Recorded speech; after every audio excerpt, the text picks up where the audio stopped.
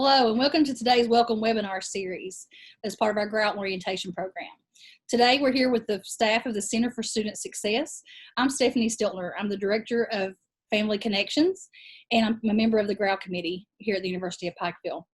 So as we get started, just want to let everyone know that are joining us live that you can use the chat feature and ask questions anytime throughout our recording, or you can also just turn your camera on and let us know what you're thinking or what questions you have.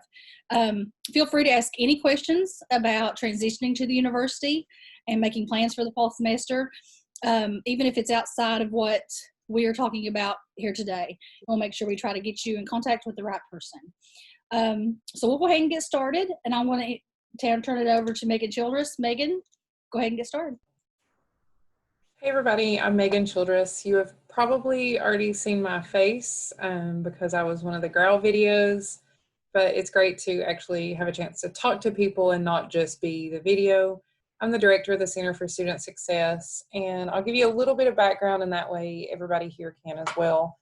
But each of us, at least currently in the Center for Student Success, are UPike alums, and so I was here and graduated in 2011. I was an English major, so if you love English, you come talk to me. And I also have a master's in guidance counseling, and I have been here since the office was kind of founded in its official capacity in 2014. So we're coming up on our 6th year here, and at this point, we're pretty established, and we have a good system going down to make sure that all incoming students get their advising with us. And then I'm going to go ahead and kind of announce people, and that way they know who to go next. So Brandi, if you want to go ahead and introduce yourself. Okay. Hey, my name is Brandi Osborne. I am the office manager for the Center for Student Success, and I graduated from UPike in 2013. My degree is in biology, so if you like science and talking a bunch of sciencey stuff, need help studying, come talk to me. I can help you because I've been through it. I understand. And I was on the dance team, so student athlete, I can relate. So if you're stressing about time, come talk to me. I can help you with time management and all of that fun stuff. I can direct you where you need to go if you don't know where you need to go to on campus. So come and see me. I can get you to pretty much where you need to go if you don't know. And yeah, I think that's pretty much it. Mindy, do you want to go next? Sure. Hi, I am Mindy. I graduated from Pikeville College before it was UPike in 2002 with a criminal justice degree. I worked in the court system for 7 years and then transitioned back to the college, and I've been there for 14.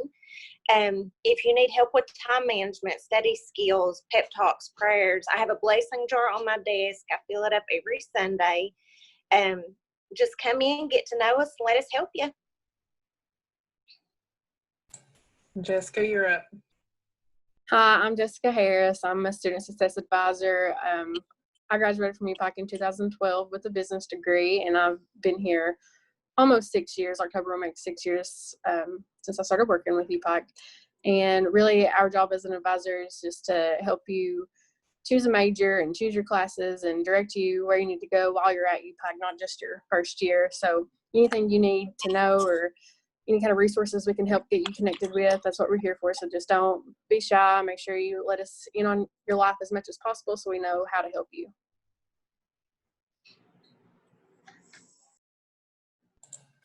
So I guess I'll provide a kind of a quick overview, possibly a little bit similar to what was in the GROWL video, but like Jessica said, we're here primarily for your first year at UPike, but it really doesn't, especially in there. We still have, sophomores, juniors, seniors, and grads that we're in touch with pretty frequently. So, obviously registration and doing your schedule is a big part of what we do and why we're here to help, but really and truly that's kind of 2 time frames within the year. So it's like, what do we do the rest of the time that we're here? So like Mindy touched on, it's a lot to do with helping with study skills and creating time management sheets and helping you fill in your planner and a lot of different things that just kind of arise as you're going through your time as a first year student. a lot of it really is just pep talks and talking about issues that you're encountering and making sure that we get you to the right places on campus. You know, if you need tutoring because you're struggling in one of your classes, we'll get you there. If you think you qualify for the ACE program, we'll get you there. If you know, whatever you need, if you're having issues with your housing, we'll take you there. And so much of it is just, if we're kind of your person. If you don't know who to go to, come to us. And then on top of that, we also, of course, can monitor grades and make sure that you're making progress in your classes. We help any students that are on academic probation. So really, it's just a lot of different things that we do. And then we also have some programming, one of which is Motivational Monday. And that's kind of just a series of workshops that we do that are completely outside of the classroom, but will help you with skills that will help you in the classroom. So things like time management, Mandy's done several of those, but also just kind of campus opportunities. You know, we've had the director of our study abroad program. They came in and brought like different snacks from different areas that a lot of our international students come from, or we've had people come in and talk about mission trips or stress management. And so just kind of a broad range of topics. And we also, I can throw up our social media information in the chat room or chat box as well, because all of those Motivational Mondays are actually archived on our Facebook page. So you could go in and check those out really anytime. And then the other one that we do is What's Up Wednesday. Should I go into it now? So What's Up Wednesday started, I think, in 2011. And I'm going to tell the story. Mandy's a much better storyteller at it, so she needs to jump in if I'm missing anything. But we had a student here in 2011 that was pretty far from home. I think it was maybe 6 or 7 hours, and she was a student athlete. Yes. And she was a student athlete, and honestly, a really, really good student, but like a lot of students, things just tended to pile up. You know, it's not necessarily that there's big things going on, but a lot of small things can turn into a big thing if you're not dealing with them. And so they just happened to run into her at the time, and how are you doing? And everything just kind of spilled out. There's something about a familiar face and a welcome face, and knowing that there's somebody that you care about that really lets you kind of just purge everything that you're going through. And so, you know, at the end of it, she was very convinced that she wanted to go home. And so a lot of what we do is not actually working miracles. It's not anything that we can fix immediately sometimes, but there's definitely something to be said for anybody that's like in an emotional situation. If you're feeling overwhelmed, if you're feeling sad, even if you're feeling happy, sometimes it's good to sleep on those things. And so the conversation became like, what can I do right now in this moment to make you feel better? And she said, unsurprisingly, because this is the fastest way to pretty much everybody's heart, she wanted her mom's mac and cheese. And so they're like, oh my gosh, go get the recipe. And it wasn't really necessary because it was Kraft mac and cheese and you could just buy a box of it. So they went and got a box and made it for her. And then kind of from there, it just spiraled the idea of, you know, there's something about somebody that cares about you making you food, you know, making a home cooked meal for you. And so it started out as a crock pot of chili in a classroom, and then it got bigger and bigger and bigger. And so now it's a much bigger event. We actually collaborate with our student activities office. And so we do, in a normal time, we'll say pre-COVID, you know, we'll have like a bonfire during Welcome Week, and we'll go out and we'll have s'mores and hot dogs and the bonfire and live music and things like that. And that's usually our first event of the year and the last event of the academic year. But we also do like a holiday dinner, and we do a lip sync battle. And so there's all these different things that we do. And, you know, ideally we want to continue What's Up Wednesday this fall, regardless of kind of what happens. And so I had a meeting yesterday actually, so it's still kind of fresh, with our director of student activities. And so we've talked a lot about if we have to have virtual What's Up Wednesday activities, we will. We actually did it in the spring with our film and media arts department, because they host one called U Parodies, where the students that are in film and media arts actually go in and create parody videos of like popular movies or TV shows. And so we posted those up on YouTube and had students like the videos that they like the most. And so a lot of the What's Up Wednesday events that we have, you can actually win prizes. So that was a really good one. So we are definitely still brainstorming and wanting to continue What's Up Wednesday. At this point, it's like an institution of its own. And so that's not one that we want to see suffer because of everything else that's going on. So we are working on it. It just might look a little bit different this year. Does anybody have anything to add we haven't covered? No. What about questions? I'm sorry. What about questions from our guest? Any questions? Because we're just getting started in our conversation. But I just want to make sure anybody had any questions. Okay. So what is, just a question to the advisors in general, what's the most common question you get from an incoming freshman student when you first start talking with them and meet them? What's the most common question you get? Do you mean now this pre-process? Yeah, anything. Mm-hmm. Well, of course, they're mostly concerned with their classes. So that's definitely what we're here for, is to help set up classes. I actually get a lot of questions from students about where they're going to be staying as far as their dorm room and who their roommate's going to be. Unfortunately, we don't have that information, so I always direct them to email housing@upac.edu with any kind of housing questions that they have. I get a few financial aid questions, but mostly as far as scheduling goes, it's pretty cut and dry. We go through our process and ask the questions we need and see if there's any transfer or dual credit courses that they'll be bringing in that we need to know, so we don't put them in courses they've already taken. And then we just go through and pull an evaluation, and depending on the major that they've chosen, and compare it with the courses they've already taken, if there are any. And all freshmen will be required to take first year seminar. We generally will put freshmen in the college writing course, a math course, and then we do the intro to whatever major they're doing, and then depending on how many classes they're at, to get them to anywhere between 14 and 17 hours because of the 2 credit hour first year seminar course. Normally I'll do a psychology or sociology or art or music to throw in the mix. Good.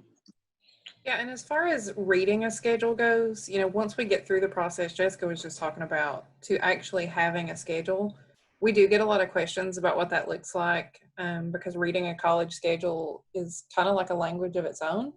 And so it doesn't necessarily make sense if you've never seen one before. Honestly, one of the biggest questions that I'd say any of us get is what R means under days, and it's Thursday.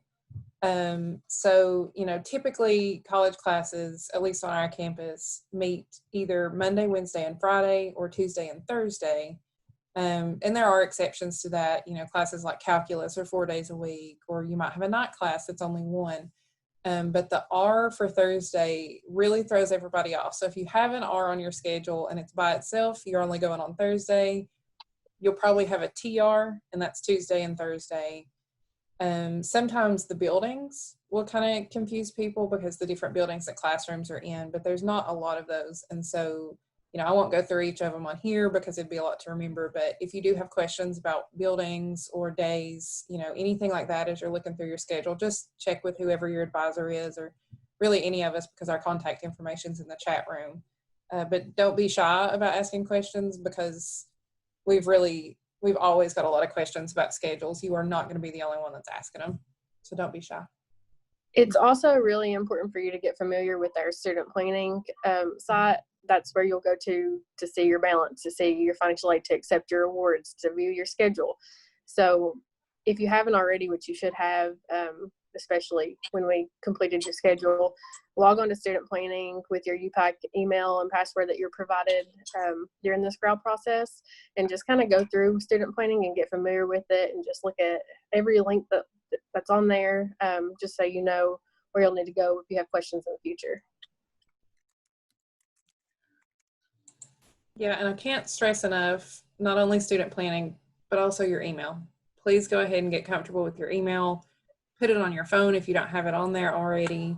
Check it every day, because, you know, I know it's early on. I know it's only July.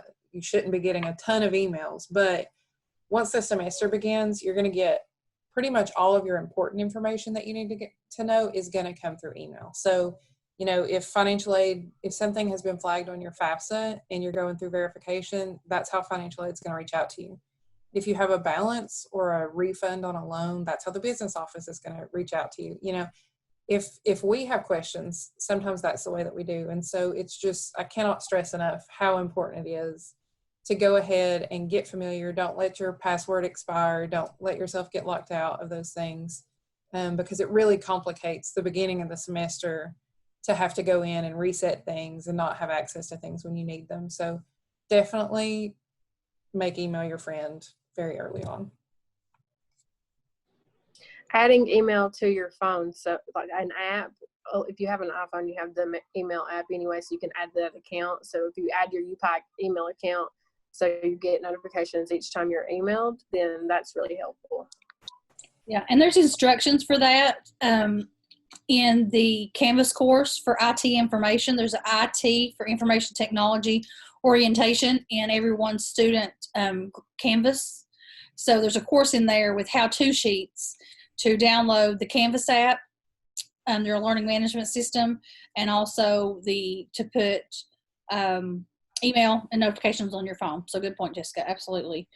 So, and also we will be communicating with you before classes start about your move-in dates, about New student orientation. Your new student orientation, if there's anything you need to do before you can start classes.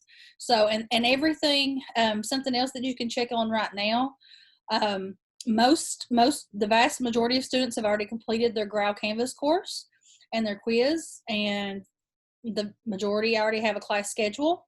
But there's still requirements that students need to do prior to coming to campus, whether you are a residential student or a commuter student. So you want to make sure that you do those things, which are listed on, it's called a post-GROWL checklist, in the Canvas course and what's next. So I encourage everyone to go to their Canvas course, revisit the course, because if you stopped at the quiz, there's a wealth of information beyond that quiz that you can look through and resource. You don't have to read through it all or watch every video, but you can use it just as a resource to go and look for what you have questions about. But that post-GROWL checklist is very important, and those are things you will need to do before you come to campus. So you won't have to come and stand in line and all that good stuff. You just come in and you're good to go, get your student ID. So Megan, you touched about, sometimes we're your person. We hear that a lot. Everybody talks about you're my person, and we all have different people in our lives, at different seasons in our lives. We have people, and student success is the people for a lot of our students, right? You're a lot of people's persons, right? Does that make sense? Probably not. You get me. So talk about that and kind of what that relationship means. Anybody can do that. But also, we're not everybody's cup of tea, but we help you find your person on campus too. Because like Jessica said, the more we know you, your interest, we can help pair you up with maybe a mentor on campus or things like that. So talking about the importance of finding your person, and that touched on just a little safe space on campus. Yeah, I think I'll start off, and then anybody that wants to add in definitely can. But I think kind of one of our unofficial mottos in the office is like, obviously we want to be your person. We want to be the person that you trust with whatever information that you have, or that you come to when you've had a bad day, or, when you have questions. But even if it's not us, we want it to be someone on campus. And so like she said, it may be connecting you with somebody else or finding a mentor or whatever. Me personally as a student, particularly as like a freshman and sophomore when I was here, I was very, very shy. If you had told me that like public speaking would be in my repertoire later in life, I would have laughed at you. I was just, I was young and pretty different, honestly, from who I am now as an adult. And I really can't say that I found my person, and I don't think it was for lack of trying. I think I didn't want a person as a student, or as a young student. I lived in the dorms. I didn't leave my dorm to come back up to campus because it was kind of one of the ones that's down the hill. If I didn't really have to, I had this attitude of like, I have my friends of who, you know, I've known honestly for years because I'm from this area, and I wasn't really ready to branch out. And honestly, you know, looking back and reflecting on my time as a student, it is, I wouldn't really say a regret, but something that I'm definitely glad that I got out of that mindset, because when I became a junior and a senior and I was meeting new people and I was open to going to activities and doing new things and traveling with, you know, an honor society and things like that, those are the college memories that actually stick. You know, it wasn't sitting in my dorm. It wasn't hanging out with the same people I'd hung out with for years. It was opening myself up and finding people. And thankfully, some of those people were actually Mindy and then our former director, Ambria, and then Jessica. Jessica and I have actually known each other since like Pee Wee cheerleading. So it's, you know, it's been a bit, but, you know, I met them as a student and was able to form those connections. And, you know, I really credit the fact that I made those connections as a student to where I am now, because I'm pretty confident. When I was a student, I didn't know that the director of student success would be a thing. And so that wasn't my goal. You know, these things come up that you don't even know are an option. And so, you know, because I had worked with them, I actually did work study with them my last 2 years. And I forged those connections and I got a reputation as a worker and as a student and a person. And so when originally I was originally an advisor when I first got here, but when that job was open, I wasn't even looking for jobs, but I was like, well, gosh, I have to, you know, that's the direction I need to be headed in. And I later found out that the search committee, as soon as they saw my name, they were like, oh my gosh, we know Megan, that makes perfect sense. And so, you know, it was because of those connections and because I actually let people in and found my people that I am like in this office that I'm in today. And so, you know, I just really can't stress enough how important it is to open up to someone, even if it's not us, and to challenge yourself to do things that you aren't comfortable with, because that's how you grow. I'll let the others contribute. Kind of piggybacking off of that, I did work study and admissions when I went to school at UPike, so work study was a huge factor why I'm here today, honestly, because of the connections I made then. That's where I met Mindy. She was then an admissions counselor, and I loved it so much that I knew that I wanted to come back to UPike and work after I graduated. And actually I worked at a bank for a couple of years in between, but before I made my way back. But I, like Megan, I didn't really make any connections. I was a commuter student. I never lived on campus. I would eat lunch in my car a lot. I had a boyfriend, my high school boyfriend. So I really wasn't interested in joining any clubs or doing anything extra or meeting any kind of extra people. I was really just focused on school and him, and that really wasn't healthy. He and I broke up my senior year of college, and that was honestly my favorite year just because I joined PBL. That's Phi Beta Lambda. That's a business club, and I went on many trips. I took my first airplane ride with PBL, went to San Antonio. I was able to visit places and do things that I never thought I'd be able to do. And I mean, that's all because I was in a situation where I was kind of forced to meet new people and branch out and do new things. And really that made my experience. And my only regret with college is not making more memories like that and branching out sooner to get those experiences, more of those experiences.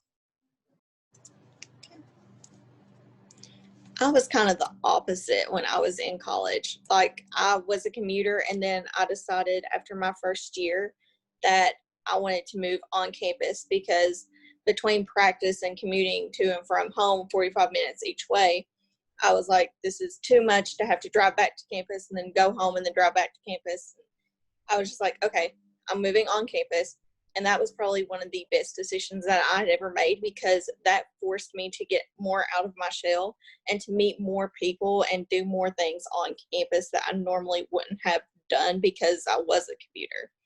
And that kind of also put me into the bug that they host on Monday evenings in the chapel. It's Blessed Unity of God. And I went to one of those with one of my friends, and that's where I met my person, which is Sheena in the ACE program. So if I didn't do that, then I wouldn't have met my person. And Sheena is still really close, and we work a lot with ACE. So that connection really kind of helps our office too, and it helps our students to be able to move into where we need them to go, because we have that collaboration between offices. Absolutely. Those are all great points, because we have to open ourselves up, and it's hard. It's hard. I didn't have a person when I came to University of Pikeville College, as Mandy said, and I was a reverse transfer. I wasn't ready. I didn't make a connection. I lived on campus. I had a dorm room, and I lived, like Megan said, I staying with the people you knew. I lived with, it was a suite, and I lived with 7 girls I graduated high school with. Not a good idea. They were great, but I mean, it's just not a good idea. So it didn't work. So I was staying at home and back and forth, and I never clicked, and I withdrew. Made my way back and got my degree as a non-traditional student, long story short. But yeah, I went back to that public speaking class that you mentioned, Megan. I actually dropped out of college, a community college, because I had to give a speech. Honest to goodness. It was the straw that broke the camel's back. And public speaking, huge fear, huge fear for a lot of people. It's on like the top 10 list of all fears, along with like spiders and heights and all that good stuff. But truly a physical fear. But it made me drop out of college. And here we are speaking publicly as part of our day job. And then even funnier part of that story, I'm actually teaching a section of public speaking this fall. So how's that for a round the room story? That's cool. Yeah, full circle. That was it. A circle. I've seen several people actually drop out because of public speaking, and I myself waited until I was a junior, and then I honestly felt a little stupid for waiting that long, because once I got in there, I realized that it was not quite as big of a deal as I had made it in my head. And I will say that we have really excellent public speaking faculty, for anybody in the room that might also share that fear, that'll really work with you to do like activities that aren't graded to get you comfortable speaking in front of a room full of people. And it's not a massive room. It's not like an auditorium full of people. At most, I think it might be 18, and that's one of those is you and one, you got a professor in there. But I will make a promise to you here that it's really not as big a deal most of the time as what people will make it in their head before they get in there. Mm-hmm. It's one of those situations that you dread it far worse than what it is. And it's just it's a thing. But yes, don't let that fear cripple you. Talk to us about it. That's just one of those things. And maybe for you, it's not public speaking. Maybe it is a math course or a lab science course, or fill in the blank, whatever that is. I remember sociology being that one for me before I took it, because sociology is like, I don't even know what that is. What is that? And then once I got in there, and I thought, a fellow student explained it to me, because the professor was professorly, and there's like, think about it like this. And I was like, oh, that's not a big deal. I get it. And so it was one of my favorite courses. I wish I'd picked up a minor. But yeah, so just talk it out. That's one of the points of having a person, is you can talk it out and bounce ideas off that. So that's basically sharing our people stories. You mentioned Jess as a commuter, and I think we've all commuted, maybe. I don't know if you at one point. I know I did. So, and it's easy for a commuter to just tap into class and then go back to your car and then tap into whatever you have to do and do the thing. So what's some advice for a commuter, and then some resources for commuters on campus? Because commuters can be 18-year-old fresh out of high school freshmen, first-time students. They also could be non-traditional students, maybe who work or have other outside responsibilities. So what's some advice for students who are commuting to campus? Just step outside your comfort zone. I mean, I know that's scary, but that's where you're going to grow. That's where you're going to realize, I should have done this sooner. That's where you're going to start enjoying where you're at. We now have the little area in the HPE building that has Chick-fil-A and Einstein's and the pod. So you can go there and sit and socialize or do your work. I mean, we have plenty of spaces on campus. We have the learning lab on the floor that student success is located in the admin building. There are definitely spaces for you. So just don't hide in your cars. Just take this one time, mustard seed of faith. Just step out of your comfort zone and see how you like it. I bet you won't regret it. Yeah, I think along those lines, if there's something that's happening on campus that you're like, oh, that'd be great, but I don't live on campus, change your thinking. If you don't have to go home, stay on campus, make friends, hang out in places that you can, some of the places Jessica said, because if you wait until 6 o'clock, that event that you go to might actually be the thing that makes you really be like, this is where I'm meant to be. And so, that was one of the things when I was a commuter that I didn't do. When I was finished with class, I went home. Some people have a job, and so when they get finished with class, they go to work. But, take advantage of the things that are happening on campus, even if it's not in the evenings, even if it's chapel, which is at 11 on Tuesdays, or even if it's some of the activities that happen throughout the day, because, those really might be the things that that help you find your home or your person or whoever.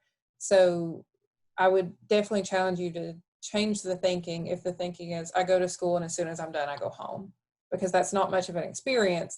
You're just going to class. It's not, I'm going to college, because part of college is the experiences that you have. So definitely challenge that thinking a little bit. Absolutely, because it's part of the experience. You're paying for it. It's already there. And be honest, there's events that we attend as staff. There's always been things of like, I'm like, I'm not sure about this event or this lecture or this. And then once you go, you're like, I'm so glad I went.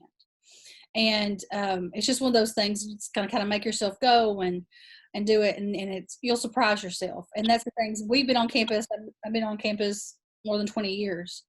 And full around tell my age, but as a student and employee, been more than 20 years. And so we're still surprised about events and activities and speakers.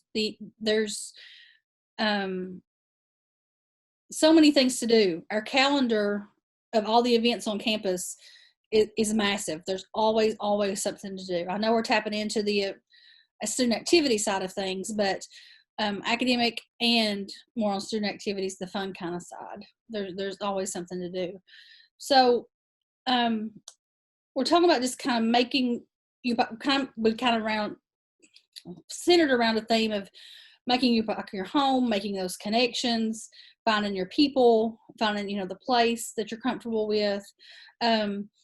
So how long does it take? Is there a standard time that students feel like, okay, they've got it? Like, you can look at a student and you're like, they're floating around, they're kind of lost, they're not kind of settled and hit their stride yet, but then one day you look at them like, okay, they got this. They're feeling it.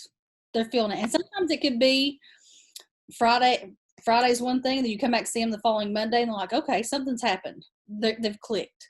So maybe talk about one of those experiences. And I know it varies. Some people come on campus that are just like autopilot, and some it takes a little longer. So maybe share some examples of that.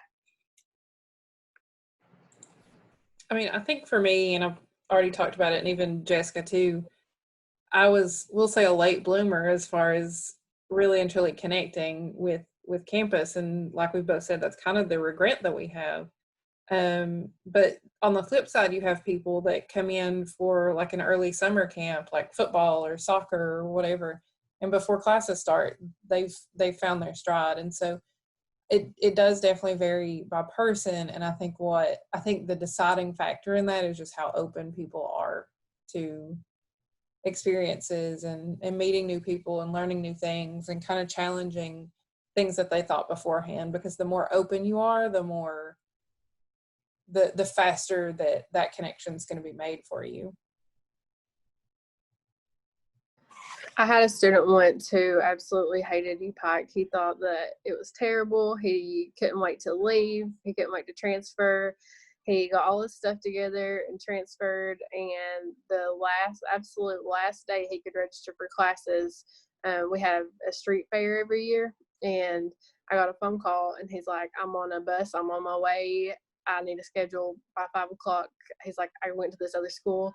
I realized how terrible that it was and how awesome UPike was. And I took that for granted and I can't wait to get back. So just please help me any way you can. So, I mean, sometimes you don't realize how good the close knitness is and how good you have it when you have people who are maybe all up in your business more than you want them to be. But I mean, sometimes that's nice because you know that you can directly go to a person instead of having to talk through a computer or not really have a direct person. So just make sure you take advantage of all of the resources and all of the love that you get from here. Go ahead, Megan. I'm sorry. Sorry, I was going to say that's one of the things that I definitely took for granted as a student here that I didn't realize wasn't normal. So, you know, being here, you've got free parking, you're not charged to print paper in the library. You have people like Student Success here, you have an ACE program, like all of the support services that I just thought were normal at every college across America, I learned in grad school is not. So in grad school, I was very much the person that went to school and went home. To be fair though, I was driving 2 hours one night every other week to be there. And so hanging out wasn't especially an option. But I mean, there is a notable difference in my heart and my mind of like what this school was like versus what this other school was like. And, you know, even being there twice a month, they were like, it's going to be $300 a year for parking. And I was like, oh my goodness, I didn't realize that other schools charge for parking or printing something off in the library. I didn't realize that that was normal in other schools. And so, you know, just being here, and then we have a lot of students that do that. They'll be here, they'll get used to like the services that are here. They'll go somewhere else because we all think the grass is greener somewhere else, and then realize like, oh my gosh, I've left my people and I've left everything that was there to support me and it's not here. And I'm not trying to say that other schools aren't great and other schools don't have things that are available, but I'm definitely saying that as someone who graduated from here years and years ago, before we even had half of the services that we do now, I thought that was normal. And so we see a lot of people go and then come back and be like a totally different experience the second time that they come back, because now they're open. Now they've seen what other schools look like or what other places look like or what other people are like. And so really and truly, I think what it all boils down to is the experience you have is directly related to how open you are to having it. So. Absolutely. Absolutely. We also have free laundry too. You just had to bring your own detergent softener, but we have free laundry, which is a huge expense. Anybody that's done any laundry at any laundromat, huge expense. I lost my train of thought for a split second. Oh, Jessica, you brought up a good point of finding your people. And we talk about, we love as many students that'll let us. Now, we're just guilty. It's like, if you come in my office and you let me, when I say love you, meaning guide you, direct you, mentor you, point you in the right direction, share your story with me or listen to my story in conversation. So that's why I say when you let me love you means we can build a relationship, right? So we love as many students that'll let us, that just build those relationships, we'll take them, right? And there's enough of us to go around. You know, some students, each of us have a group of students. I have a few. These ladies have much, much more because they've been around working with students directly. I work more with families of students, which I love. But sometimes I talk to some a couple times a week. Sometimes over the summer, I'm just talking to them once a month. Some I'll talk to 4 times a day. It depends on the day. And that's just whatever our relationships are, right? So we can be that person as much as you need. So when you were talking about all up in your business, Jessica, some students, at first, they need us more. They depend on us more. So we make sure we don't hold your hand. We don't walk you to every class and make sure you turn in every homework sheet. We don't do that. We will make sure you are comfortable making the transition to campus. The first time you may need to go visit your professor during office hours, we'll go with you. We'll make sure you know where their office is. We'll make sure you email your professor correctly to set up that appointment. We'll make sure that to make those connections, and so you know how to handle that interaction. When you're a junior and you need to go see your advisor about a test grade, not so much, so there's a learning process there. So basically, the relationships you have with your person on campus, student success or otherwise, it's the level of that relationship is up to you, the student. So it's based on whatever those students need. So it's we're not intrusive and things like that, but we are a resource and we are available for whatever they need. So I just kind of wanted to clarify that, because it just depends. Everybody's got different needs at different times. In different semesters, you may have different needs depending on your course load or classes or things like that. What about questions? I still have some things on my list, but I want to see if anybody else has any questions. Abby Joint has joined us since we last kind of took a break, and I want to see if we have any questions there. Feel free to use the chat or turn on your camera to ask us anything.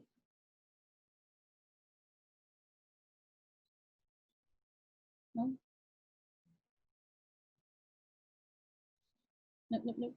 Nope.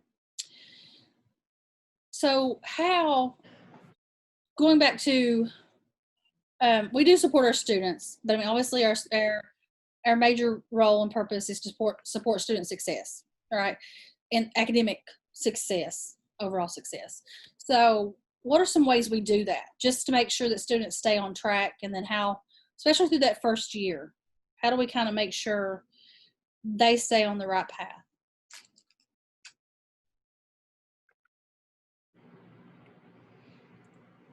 Sorry, I don't know why my mute wasn't working. One of the ways I mentioned a little bit earlier, we do have access to grades, like fairly up to date. It updates every day. And so anything that you can see in your Canvas courses, we would be able to see the next day. So, it's not at all uncommon for us to reach out to somebody because it threw up a flag because you maybe got a D on a test, or to reach out because we see that you've missed the same class 3 times in a row, things like that. My promise is when we reach out, it's not because you're in trouble, it's because we want to see what's going on. If you've missed 3 classes in a row, then I'm worried that something's happened at home and you've had to go home, or that you've been sick. If you fail a test, then I'm worried that maybe you're studying the wrong way for that class and we need to try something else.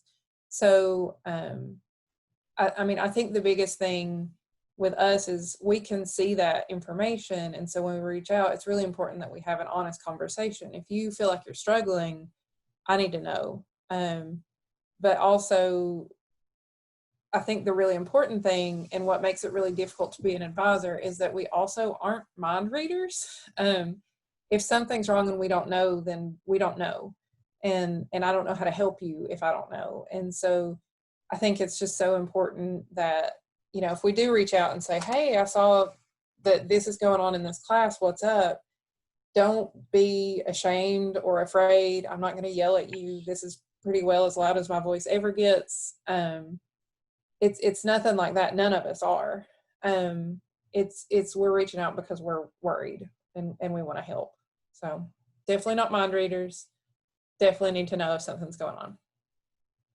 And kind of what I meant by the all up in your business is we're accountability partners. So we do have access to a lot more than probably most campuses do. So like Megan said, we're notified the day after your grade posts to Canvas. So we might be like, hey, is everything okay? I noticed you got a D on this test or an F on this test. And you might be like, man, I can't do anything without her immediately knowing, but it's really just because we care and we want you to succeed, and we want to do anything that we can do to help you if you are struggling.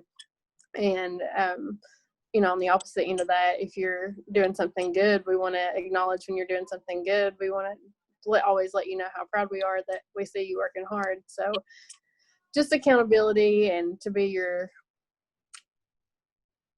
person who notices you.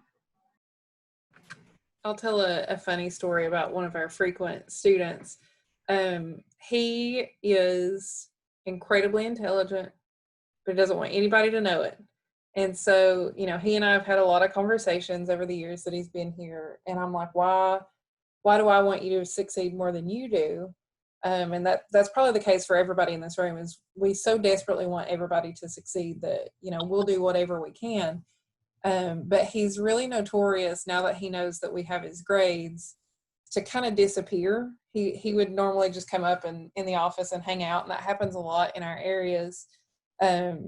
But every now and then he'd disappear for like 2 or 3 weeks, and then he'll suddenly show up in my door, and he's like, okay, let's have it. I'm like, what do you mean? But he knows that I've seen his grades, and he knows that I know. But he's like, no, let's hear it. I'm like, no, you tell me what you think I'm going to say. And so then he'd be like, you know, why did you, like he's talking to himself, why did you not go to class on these days? And why did you do this? And so he and I have such an established relationship with it at this point that I really don't even have to say anything. He already knows where he needs to work on things or what's done wrong. And so, but it's like Jessica said, it's all about that accountability, is that he knows when he walks into my office that I know, and it kind of makes him want to do better, or at least want to hide when he knows he's not doing what he's supposed to do. So, you know, I think accountability is so important, and having somebody, it's the same thing as, you know, people trying to lose weight and posting updates on Facebook or Instagram or whatever. It's for that accountability. And it's the same thing with grades or attendance or whatever it is that people feel like they're struggling with. If you're sharing that with somebody and you're accountable with somebody, that makes it much harder to ignore and to kind of let fall by the side. So accountability is very important.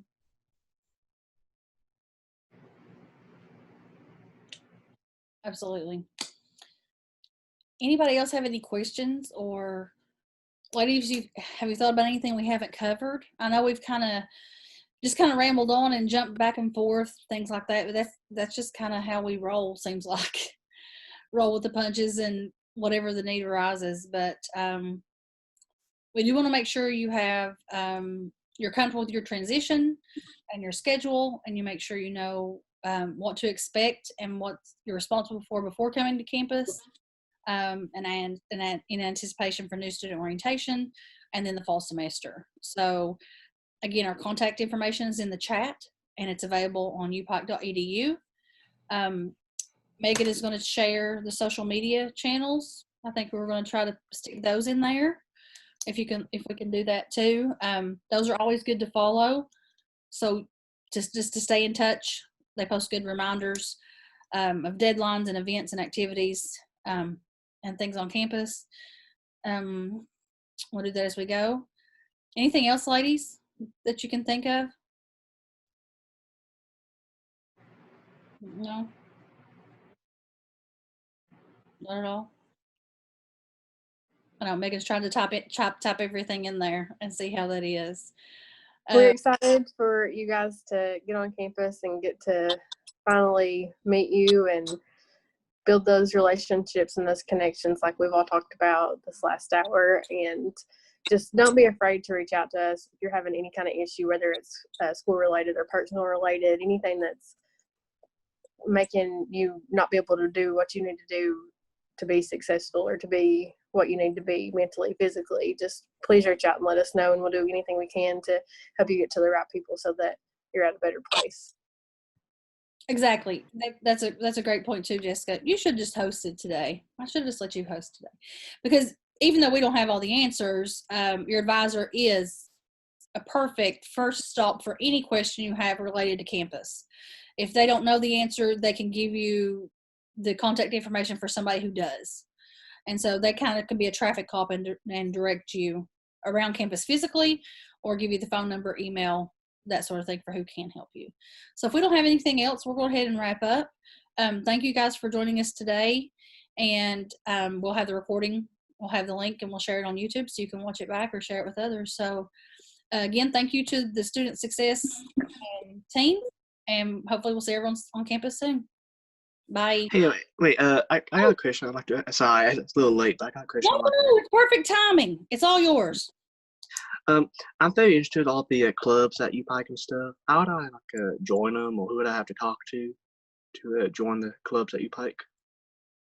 We have a new app, Megan, a campus groups app. Can you tell him about that? And Yeah, I'm not sure how much information is in there yet, but our director of student activities has just brought in campus groups, and it's an app that you can actually go download like in any app store. I think it's UPike Events maybe is the name of it on there. But a lot of that information is listed in there, and then at least a typical pre-COVID semester, we typically have like a clubs fair. So, you know, some of the major ones, of course, are like student government. We have Bug that Brandi mentioned earlier. We have, why can't I think of, not SGA, but Campus Activities Board. yes, yeah, CAB. So they do a lot with the campus activities. We have honor societies, depending on what your major is, you know, anything like that. And so normally we'll have an activity in the fall that will kind of have students from each of those clubs that'll come out, and, you know, you can kind of hear a little bit more about what they're about. So my guess is if that's an event that we can't end up having this fall, then we'll find some virtual way to do it. And there's information, Joshua, in Canvas. I know I keep putting everybody back to the GROWL Canvas course, but if you go back to your GROWL Canvas course and go to what's next and go through those pages, there's a student affairs page, and on that page at the bottom there's instructions on how and links on how to download that campus groups app to your phone. And so it'll have a calendar and search features and things like that. So you already have that on your phone, and you can get notifications and talk like that. And I think you could probably reach out and maybe message Luke. Luke is our director of student activities. If not, we can get you his contact information, and we can share that in there as well. Okay, thank you. That's awesome. Any other questions?